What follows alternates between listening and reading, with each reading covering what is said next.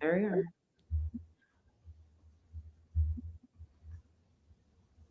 We're live. We are live. Welcome, everyone. We're gonna dilly-dally for a couple minutes and see who else pops on. While you're here, feel free to say hello in the chat. I think we can see everyone's comments. We're doing this from StreamYard, not the native platform you're in. So please don't try to slide into our DMs at the moment because we won't see them. How you doing, Amanda? I'm doing great. I mean, we both have a lot going on this week, but all in all. Yeah, this was the day for everyone. I even paid this guy to come back around, make us look. Yeah, just go back and forth. Yeah. But we scheduled it and we're here. And I'm actually pretty excited about it. We got a couple questions lined up if no one has anything pressing to pop in. But the first, which several people asked me, is why are we doing this? Why are we doing the live? Why are you doing the live? Why are we doing the live? Mm-hmm. And the answer is that we get asked a lot of questions all the time about marketing. And obviously, if you're a client, we're going to take care of that all the time. But a lot of the questions that we get asked are the same questions. And so rather than just kind of redoing it and answering it over and over, we figured let's do a live whenever we get these, and let's do them for everyone. And so we're going to do these pretty regularly. And if it works out, we'll see how this one goes first and then decide how often we're going to do these. I think we'll do at least a couple more. Yeah. But we'll see. If we don't, you'll know that it didn't go well and Amanda won. If we do, it either went well or it didn't go well and I somehow convinced her to do another one anyway. But there's another reason, people have asked us about this platform in general. We've done a lot of webinars, but we haven't done a lot of lives, and we certainly haven't done lives where we're bringing people in and having an audience, set to ask questions, just this kind of thing. We haven't done it. And so when people ask us those types of questions, we want to be more experienced for this as well. So this is something new, and we just want to do all the new things first so that we have some experience on ourselves before we do it for clients. So with that, we will lead into our buddy Jay. Hey, Amanda and Borzu. So Borzu and Amanda, I've heard you talk a lot about personal branding. And I had never really used LinkedIn or Facebook really to kind of further the nature of my own business. In hearing Borzu talk a lot about it, kind of personal branding and allowing yourself to be authentic on social media can be a central driver of not only you, but your business. So my question is, in negotiating personal branding with business ROI, what's the best way to integrate that? So if I'm putting myself out there with my interests in a higher level, how do I then focus that down to allow my audience to know what Teal Canvas, my business, does? So no chit chat, Jay. You're not gonna buy me a drink. I bought you a lot of drinks. Dive right in. I'm just all about getting to the heart of the matter. I do think for context, I think give everyone 2 sentences, a quick Teal Canvas, kind of what you do. Yeah. So Teal Canvas. I'm going to answer it broadly, but I'm going to answer it relevant to you as well. So Teal Canvas is a concierge platform for commissioning fine art. So we represent artists throughout the country, making those artists available for collaboration with individuals who want to create art for their homes or businesses. So for instance, on LinkedIn, I'm allowing myself to talk about creativity and vulnerability and entrepreneurship and some of the challenges in owning a business. But then I obviously want this to be an ROI driver as well. So I guess the question is around integrating that, and I'll buy you a drink anytime. Just come up to Philadelphia. That's a tough deal, but we'll talk about it. So the back and forth on this is a lot of people hesitate to build a personal brand because they feel like it's a non-business activity, right? And I'll say late to the game on this too. And I really flipped around on this when I went to what I thought was going to be an SEO seminar that was very heavy on personal brand and product. And my friend Kimberly Moffitt, who has been really kind of coaching and driving me on this as well. And Elon has more followers than Tesla. Bezos has more followers than Amazon, right? It works at the big, huge level, and it works at the tiny, I have more followers than Nickel Bronx, right? Like it works at every piece of it. And people just want to see what people are doing, right? Like what you are doing is way more interesting to 99.9% of the people than just a piece of art that you're going to post and tell the story of. And the story of building the business, the story of how you're doing it, and like who you are as a human being, it's just more interesting, right? And I think that's the thing, whatever you're doing marketing wise, that everyone keeps kind of missing is if it's not interesting, whatever's on the other side of it doesn't matter. And when it comes to personal brand, especially for you, right? But me also, we talk to so many people all the time that it's really hard to like get enough touch points in and see them all the time and, you know, have a lunch every day, coffee, this and that. And people rationally, they don't understand the difference between like screen time and in-person time. That's why people cry when celebrities die. Like I genuinely, like I really think if I met Ryan Reynolds, like he would like me. You know, like I really feel like we would get along. And you're in a very small way doing the same thing here, right? So for you, so for all the designers, whether you've worked with them or they're like a future prospect, or even people that bought a piece of art, or just even know what you do, every time they see you, it's a reminder, oh, JTL Canvas, oh, JTL Canvas. And it like builds the relationship with them. And it's actually like a way more authentic, not salesy way to do it. Right. And so, like, you know me, I love all the attention and want to be like the dancing monkey. But Amanda does not want to dance on TikTok and Instagram and like whore out her family in the way that I do. So she went really hard on LinkedIn. I went harder on LinkedIn. I wouldn't say really hard. Hard. Jay, do you have any, you asked the question how, so it sounds to me like you understand the value of personal brand. Sure. Yeah, and I've really actually enjoyed, you know, like I've really enjoyed over the past couple of weeks being more authentic, specifically on LinkedIn, because I just never was on it and kind of just was geared towards the company. I've enjoyed it, and now it's like, okay, now how do we kind of pivot it a little bit more towards the business? But it sounds like the Borzu, it's like, don't, right? Like it's just no. So not only. So you're building the relationship, right? And so what I was going to say about Amanda is she's gotten a bunch of podcasts opportunities just from posting more, right? So the foundation of laying the content is the importance of it, right? So you want to build the audience, you want to build the trust, and you want to build kind of like the familiarity and stay top of mind. So that's real top of the funnel type work. But then no, once you're doing that, once you have them, then you want to start talking about work and you want to start mixing in offers whenever you can, right? So like if you want to do a holiday offer now, right, you've been posting a little bit, your engagement's up, like LinkedIn is serving your content to more people because it's seen that it's interesting and that they are interested in it. Now's a great time to toss an offer out, right? Like, hey, week before Christmas special, whatever.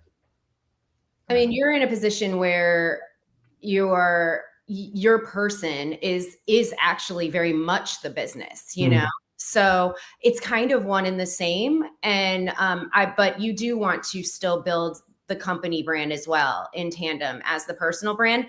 It's just like Borzu said, the human aspect of it is going to resonate more with people and probably get more traction. And so you just chug the other part along and actually the more people that you have join your company in the future, you should encourage them to do the same.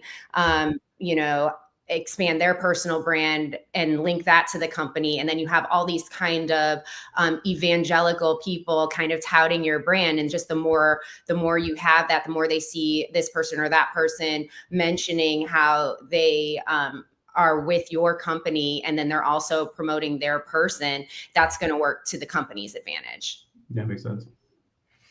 I would add that, especially for younger buyers, right? And we're like getting pretty old, so we're getting to a place where that's going to be like a lot of the buyers. What you stand for and who you are is very, very important, right? It's important to them in terms of who they're going to buy from, who they're going to work from. It's a factor in their decision making. And if that information is not available to them, they kind of assume it's not going to be an answer that they like. Yeah, I mean, it's one of the values of being authentic and having a personal brand, right? Because before, I think it was just this nameless company that did really cool shit, Mhm. but it was kind of nameless. And it's very difficult to differentiate, especially in a scenario where you are the curator of the talent, Yeah. right? You are the one who's creating the experience for these people. You know, it's your vision, your baby. It's a new way of buying art in a lot of ways. And so who has crafted this process is important to the story of why they're going to buy from you. Yeah, makes sense. All right. All right. Was that helpful? Yeah, it was great. Cool. See you at the bar. Now I can just send this to people instead of, by the way, my options to leave them are kicked from studio or banned from studio. Ooh. I don't want to be banished.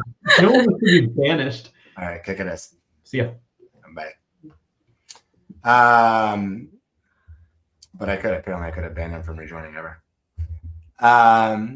We don't want that. All right.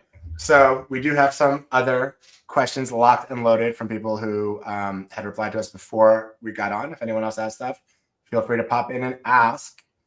But this next one's, I think this is an Amanda question. How do I know if sales or marketing is to blame for deals not closing? Okay, so for deals not closing. So this is something that we're on obviously the marketing side of a lot, right?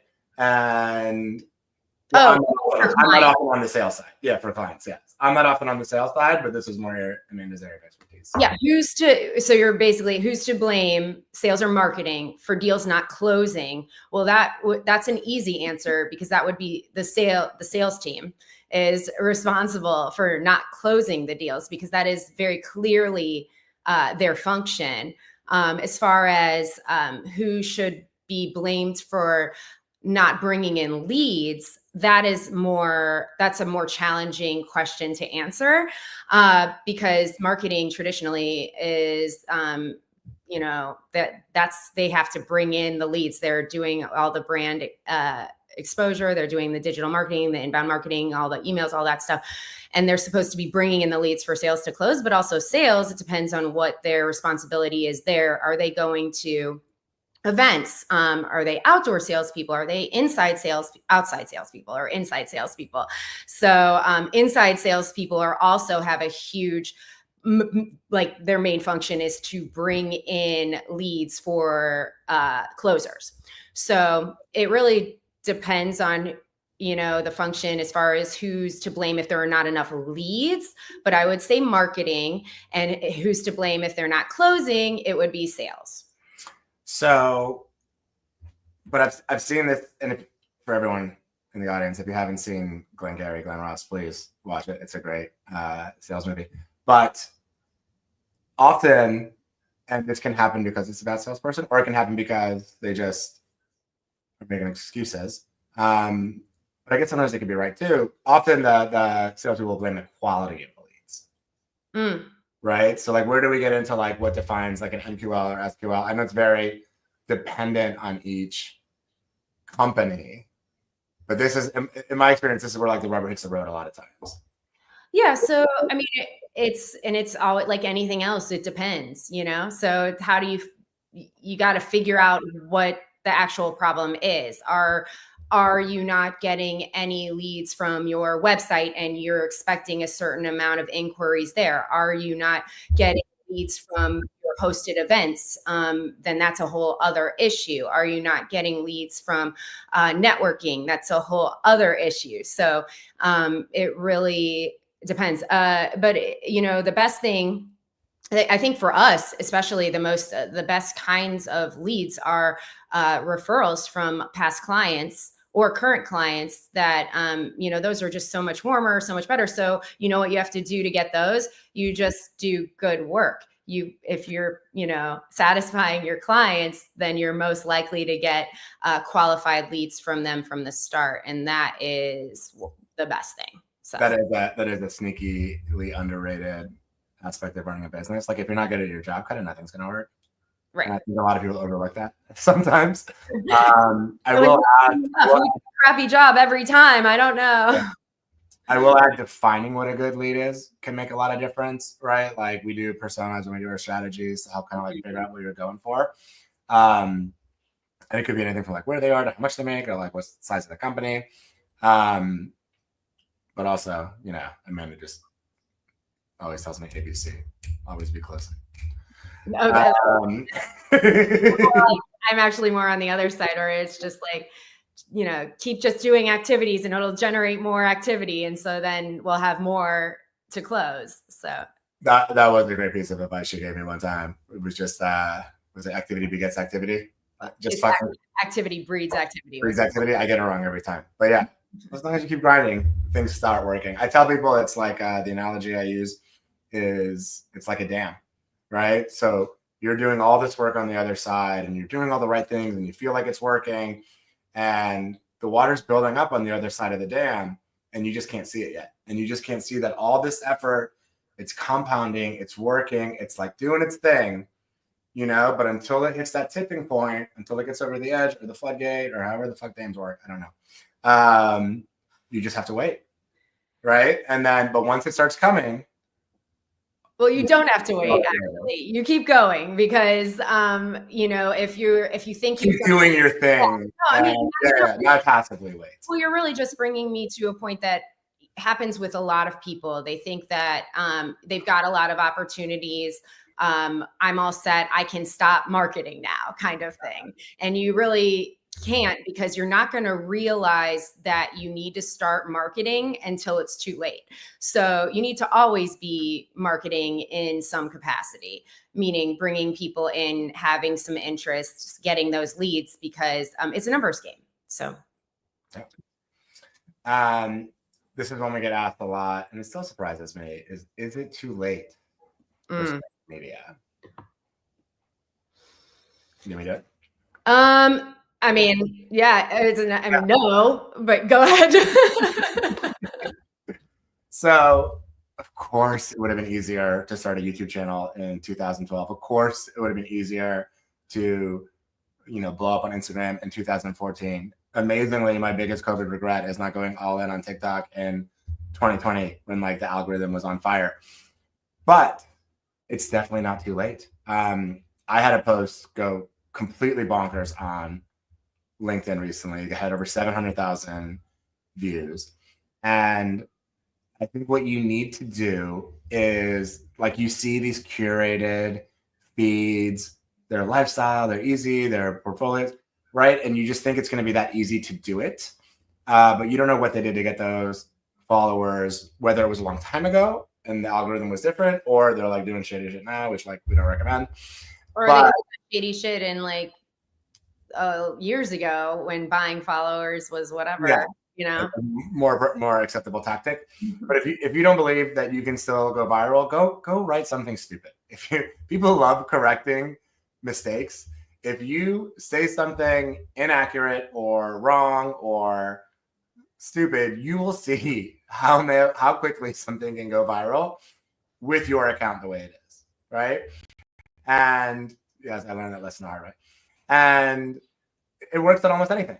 And so the key is to crack the code on what people are going to find interesting. And there are always like a million hacks and like, you need a hook and you need this and you need, you know, keep it short enough, do this time length.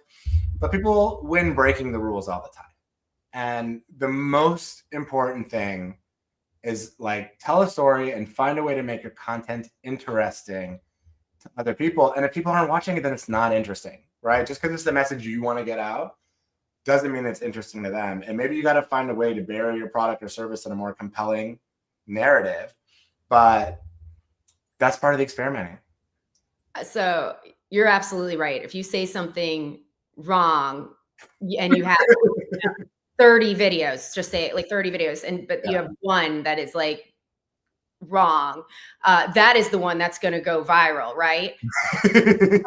But like a lot of people probably don't want that. So then I'm not suggesting that as a like recommended tactic, just as like if you don't believe your account can go viral, do that just to see. Yeah. Okay. I mean, I wasn't suggesting people actually do that. But it does work for some people. Oh yeah, I mean it works. We've seen it. It's just yeah, it's hard to get people to like. I don't know. It's like, well, so then what do they do next? You know, what do they do? Like, Well, I mean, you got to keep experimenting and be willing to kind of look foolish until you find something interesting that resonates with your audience, right? It's not as simple as like a one size saves all kind of solution, right? Otherwise, everyone would be doing the same thing. The more we talk about, Amanda and I talk about this all the time, right? The first chiropractor who was cracking back on Instagram went insane, right? Like now every other reel is like, right? It's not performing the same way, you know? So you have to keep experimenting. You have to keep changing. You have to keep seeing what is interesting to them. I will say this is like, it's fucking reality TV, guys. It's the over curated, over fixed, over everything ones. And like we use good lighting and we use microphones. We want it to sound good, right? But if you want it to be authentic, you want it to be real. And it is. It's just, you know, it's throwing shit against the wall and seeing what sticks. which is what we're doing right now, right? I got kind of, yeah, right. It's, case in point, why are we here? And then, so Billy asked a question. Billy, I'm going to text you the link in case you can pop on. If you can't, don't stress. We will answer it anyway. Everyone, we love young Billy. And, you know, maybe we'll show him to you in a second. But I'll give him a second before we get to his question, just in case he can pop on. Another question. Are we going to lose TikTok? What do you think? I mean, I don't know. I have complicated feelings about this in general. Hold on. I know. Let's avoid the like, should we? Is it the right thing to do? You know what?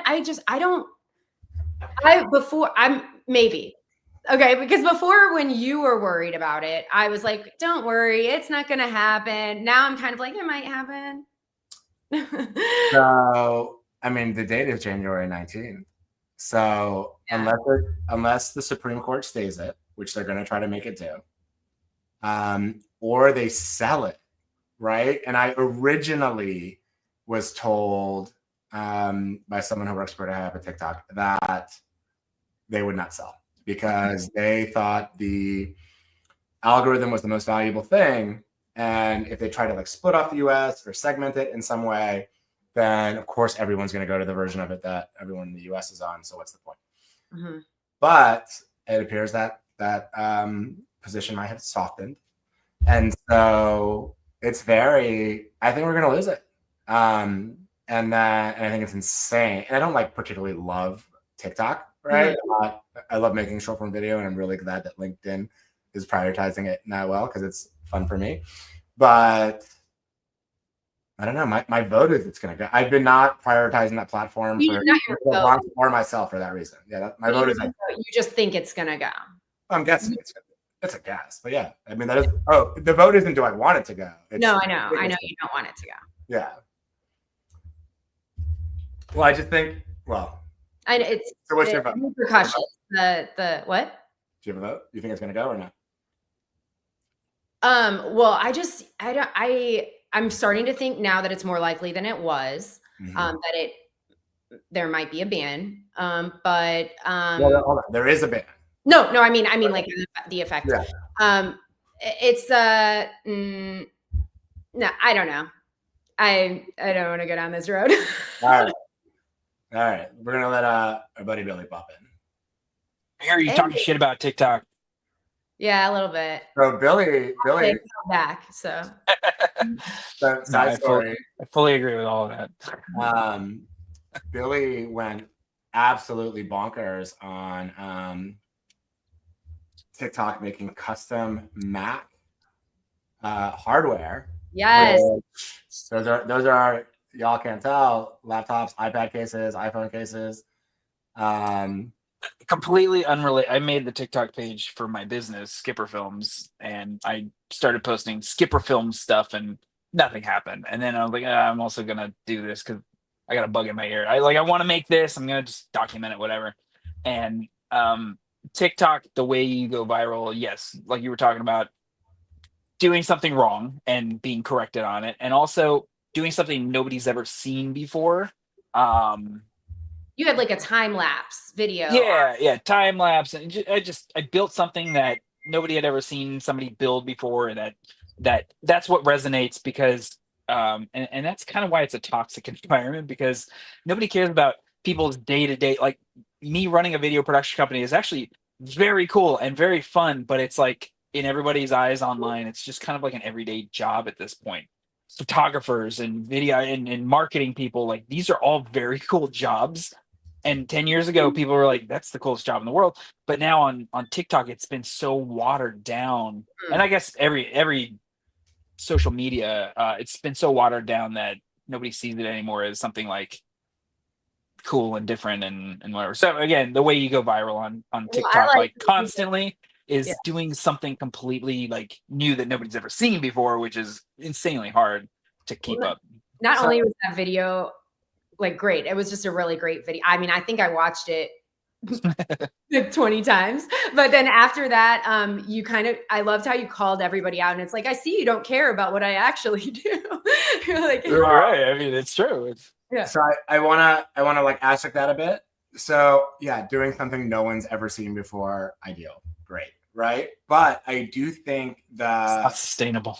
It's not, and I think being interesting and compelling and like slower growth, and this is again why people like getting into you and caring about what you think is, I think, really important. Yeah, no, I fully agree with that. It's I'm going all in.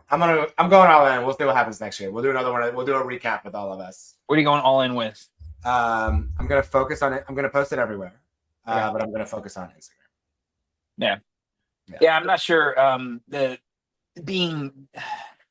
And I'm not an expert in social media or TikTok or anything. I just have experienced it, and the curation on TikTok is like you can build a community a little easier. And the stuff you're given on Reels and Facebook and seems to be just all over the place. Like you will not see any sort of category or whatever. It's just you're getting thrown everything, and it's frustrating. But again, you put anything out there and it can go viral, because if you are the one creating it, your stuff can get thrown at anybody rather than just a curation of I'm going to give a consumer tip and a producer tip for Instagram right now, both of which I'm still experimenting with. So these are like, if they don't work, don't kill me. So Instagram has released a trial feature for Reels. So you can test it. They'll serve the reel to not your audience, right? To people they'll see it and they'll be able to come to your profile, but no one who follows you will see the reel for 24 hours, so you can see how it performs. So if you want to change it before you really post it, you can. And I'm very early in my experimenting phase, but I think however many years of it's very early in this availability phase. Like this was it's been out for like a week. No one even knows about it yet. That's cool. Yeah. But I also haven't tested it a bunch of times, but in the times that I have, the growth has been actually really good. And it makes me a little bit wonder if, 10, 15 years of accumulating followers, however long it's been, like that audience is not as interested in the content that I'm making now as the other audience. So giving it 24 hours to populate with not people who follow me is actually bringing me a new audience and new followers, right? Which I was not anticipating. It's been a very interesting angle. And then two, on the consumer side, you can reset your algorithm now. That's nice. I think you can do that on TikTok as well. They have a reset button. Can you? I never did it because I didn't want to. I know. I don't. The devil. I don't know that my new algorithm is going to be better. You know what I mean? Right? Yeah. I don't want to get greedy. Algorithm. I don't think you can flip it back. I think it's like whatever you have. I only know one person who did it, and they're happy they did it. But I also feel like if I reset my algorithm, I'm going to be afraid to click on anything or like anything or watch something twice, because it's going to impact it too hard. My son looked up some Fortnite thing on YouTube, and that's 70% of my YouTube shorts now. People Fortnite killer moves. yeah, people are in group chats and they send something and then they're like, they don't want to click on it because they don't want it to disturb Yeah. the algorithm. Yeah. And don't get me wrong, some of them are dope moves, but So the other side of that, above my pay grade. the other side of that is when the algorithm is forced to update. Like TikTok did this every now and then. They update the algorithm, and everybody's timelines are thrown off. That also affected people who actually do TikTok for a living, who sell TikTok, who sell items on TikTok, and also make content. Their views tank, their likes tank, until they can rebuild it back again. Which is so the first time that happened, I was selling these old iBooks, and I was doing like 5 a week. It was insane how many I was doing. And once they changed it, I think it was like December 2023, they changed their algorithm and just I stopped selling them. So, and I didn't need it at that point. I have my own video production business that was the thing, and this was all just extra. But I can't imagine all the people who just lost. Right. They spent 3, 4, 5 years building a TikTok audience, and now I'm going to quit my job. I'm just doing this full time now, and this is my monthly revenue. And TikTok changes their algorithm, and everything goes away. Makes you realize like you can't build anything on borrowed land. Like you can't have this be your thing. It needs to be supplementary to your actual thing that you can hold and grow It's and just like build. life. You can't count on anything really. You really can't. No. I want to be the person I blame for my demise. I don't want to piggyback on an app and have the app just chuck me off at some point. Like I want to trip on my own shoes. Amanda's like, I got bad news for you. It only gets worse, buddy. But So- he had a question. That was not these questions, I don't think. None of this was. I don't remember where we started. Go ahead. Do you remember your question, Billy? Or do you want me to read it to you? It's probably about at what point, and this is for video production, not for social media or anything. At what point does a small business want to consider bringing someone in specifically for sales? And I think I'm at that point. I think I'm past that point. It's really just the months where I'm realizing, oh, I should have somebody for sales are the months that I'm not making enough to consider hiring someone for sales. But then, when everything's great, I'm like, I don't need anybody for sales. We're doing great. It's that song and dance that I do every year, because it's such a seasonal thing with video production and probably marketing too. I don't know. So I kind of wonder if Amanda and I are going to have different answers on this, but I first want to ask you, Billy, when you say that, what do you think that person's role would be? Just managing sales, so I don't have to track, and also trying to bring in leads, because right now we're doing inbound almost everything. I'm not knocking on doors or anything. People are contacting us through our website, or past clients are coming back to us for this year, and that's keeping us going really well. But it's keeping us going. It's just, I don't know. It's off and on. I want something more steady. Slow months. I want somebody booking. Yeah, Bringing in leads is a big part of it. That'd be great. Yeah. All right, Amanda, you want to go first, or do you want me to go? Well, I mean, it depends also on like what the compensation structure is going to be. So, I mean, it like you can bring on a commission only salesperson at any time. That'd be great, but yeah, what kind of quality are you getting out of that? It depends. Because if they're, that person understands they have to perform to get anything out of it. And if they're a career salesperson, in a similar industry, they might have a pipeline that kind of parallels yours. And so might be easy for them to like cross sell. And then, so they might see that as, easy extra money.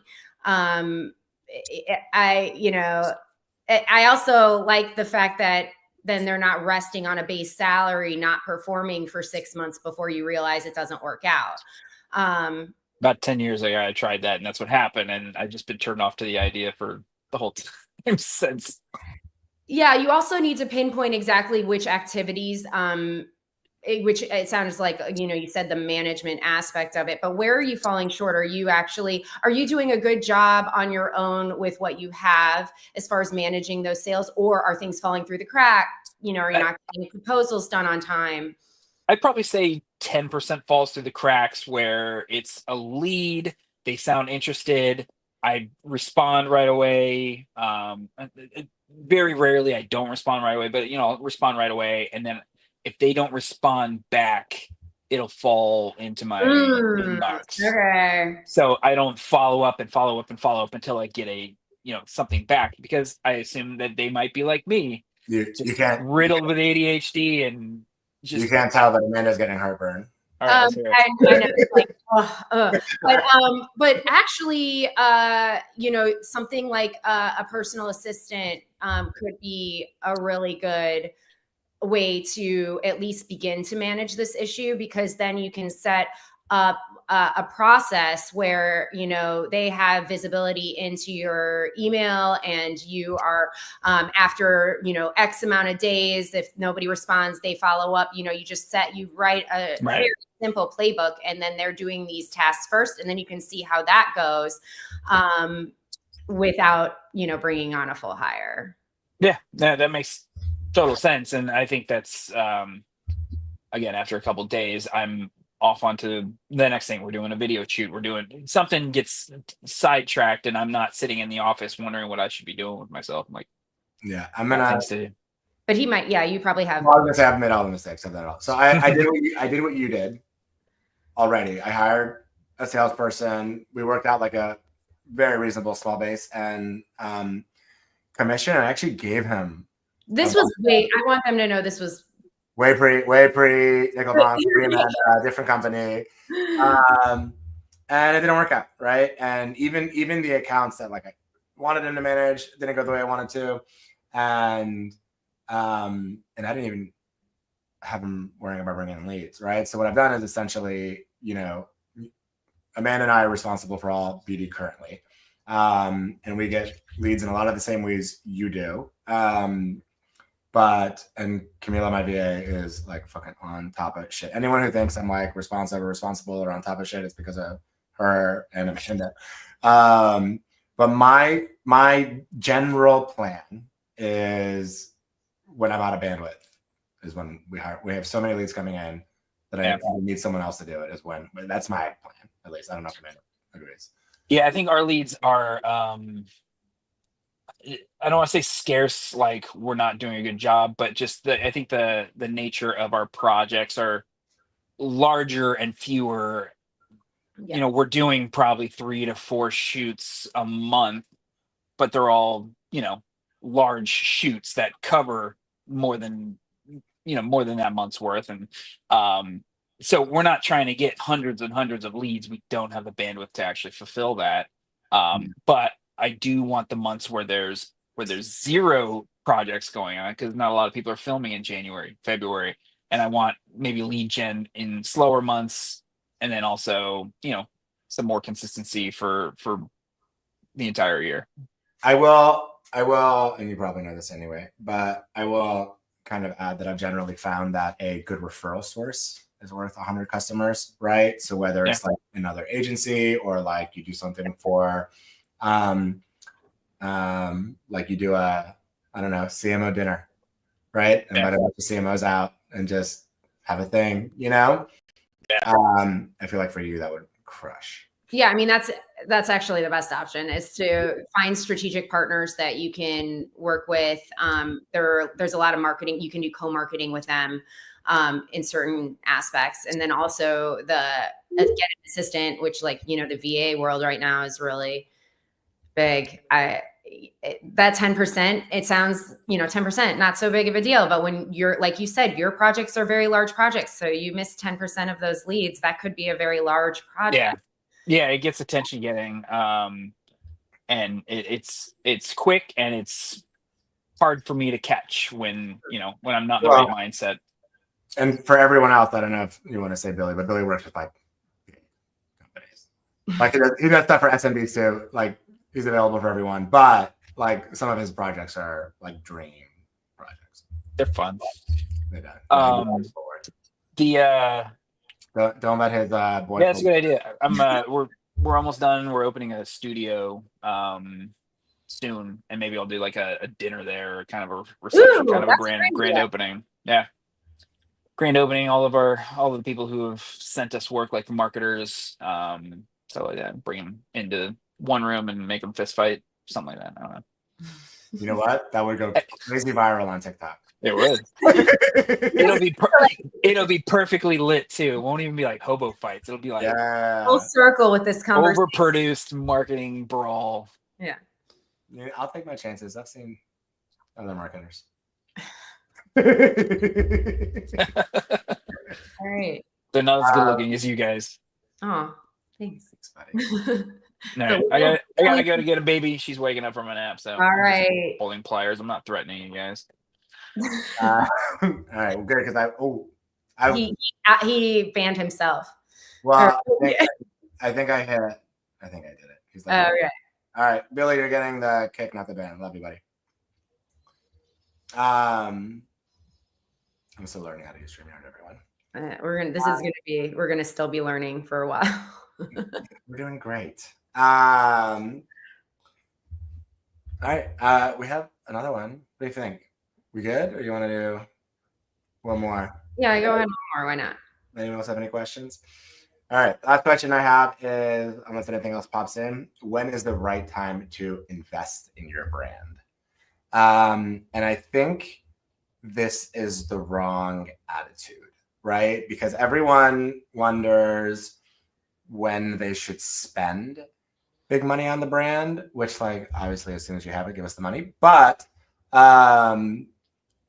you are working on your brand either way, right? Your brand is being developed and is out in the world every time you talk to a prospective client, a friend about your business, right? Everyone's so focused on this idea that your brand is your logo, and it's just so much more. And if you're not taking the time to be intentional about, and if anybody wants to DM me or Amanda or any of the Nickel Bronx channels brand strategy, we'll send you our brand strategy so you can see what ours looks like. But you want to have a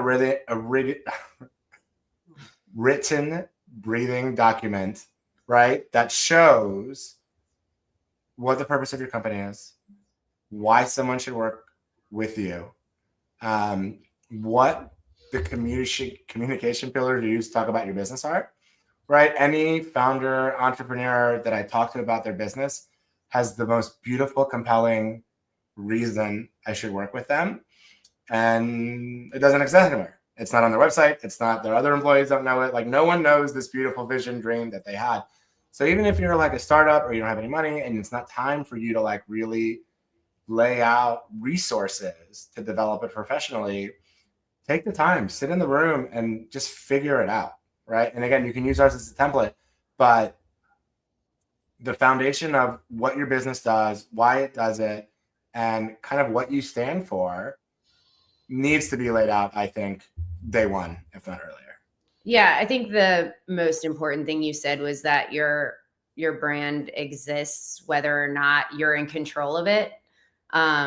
Because whatever's out there, anybody, it's your reputation. It's what people know about you. It's how people feel about you. And so that's going to exist regardless. So it's good to be mindful and deliberate about how you want to present yourself, especially under the circumstances of what you're offering. And so, my natural answer to that question would be, as soon as you know what you're offering, you should be more deliberate about that. But really, even before that. Well, and when we do a brand, like, obviously it'd be better if we did it, but when we do a brand strategy for someone, like, the answers are in the room. We're not making something up. We're pulling from you and your team and your clients, why they chose you, why they work with you. The information exists. Would be better if we did it, of course, but like, you can put something together. Yep. All right. We will get at like 30 more seconds if anyone else has a question or a compliment. I do really well with those also. We run mostly on props here. So we'll take that also as a form of engagement. Yeah, we do. We're not making any money on. Yes, the water building behind the dam. Yeah.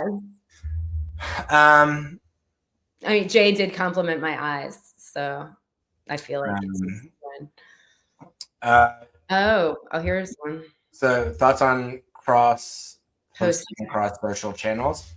Thank you, Jay. So are you? I'm a huge fan. We post our reels to YouTube Shorts, to Pinterest, to LinkedIn. LinkedIn's prioritizing that kind of content now anyway. But you just never know what's going to go nuts where. We might have one perform way better on Instagram, one perform way better on TikTok, and one go nuts on YouTube Shorts. And part of it is like the first people who engage with it and how they interact with it. And part of it is, different audiences on different platforms. But as long as my philosophy is, as long as you're making the content anyway, and I will die on the hill of everything you make should be interesting and something you're proud of, right? It's not gonna be perfect. You're gonna be yourself a little bit. But as long as you're doing that, I say post everywhere. So I agree with you. But with that said, all content does better natively within the platform. So if you're using some sort of like media manager and you're posting to everything, that is ease of use, and agree, we use that. And we also post natively sometimes. But that's, you're going to take a little bit of a hit with the algorithm with that. Yeah, I want to take that a step further just in case people don't totally understand what that means.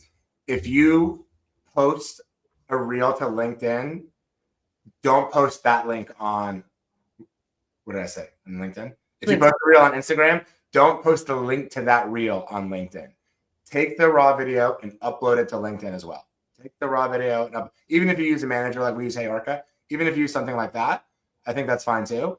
But you don't want to share links to stuff that takes people out of the platform because the platform won't prioritize it. And if you're using a media manager, the more you can do to customize the posts, even if it's the same post, if there's anything you can do, you have to do with sometimes images, sometimes with, just the way that things work with hashtags, and, any way you can customize it for the particular platform so that it performs better is better. But again, more time. So just doing it is better than not doing it. So our advice would be to, post everything everywhere. Yeah. Same thing. I think Jay, she covered it. I would use later, and like to try to adjust the captions if necessary, but otherwise, just each individual platform is fine. Also, Ben Heller, thank you. Thanks for joining us. All right, nice wrap up. Yeah, if anyone joined late, missed it, DM us. We'll be happy to send you the whole thing, but I'm sure we'll check it. If they're on LinkedIn, they'll be able to see it, rewatch it. Whole thing will be live on LinkedIn. Go find us there. Not live, recorded. Recorded. All right. Thank you, everyone. All right.